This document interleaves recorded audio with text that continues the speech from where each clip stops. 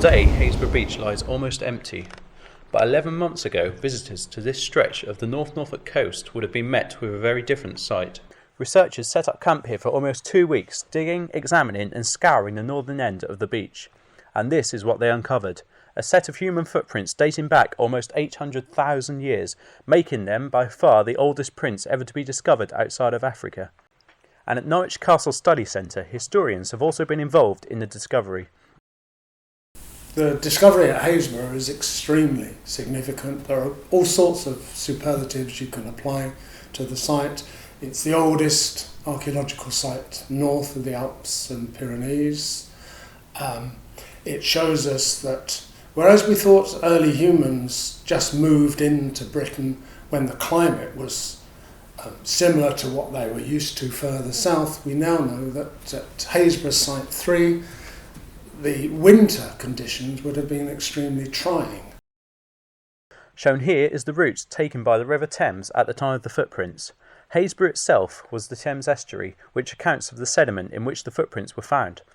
So think of the Broads today, but with maybe mammoths wandering around. We had hyena, sometimes saber-toothed cats, and then these early humans, this species that we think was probably Homo antecessor or pioneer man.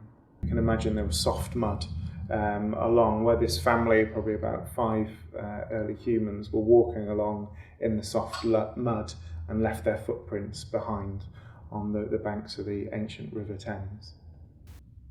The prints do not only have historical significance, however. They, along with other historical Norfolk finds, also have the potential to increase tourism to the county. I think this really adds to the kind of prehistoric pedigree that Norfolk seems to be growing at the moment. You know, we've had the mammoth at West Runton, the bones of which you can now see in Norwich Castle Museum and at Cromer Museum. We've had the sea henge at Home Next to the Sea, and of course you can see that at King's Lynn Museum.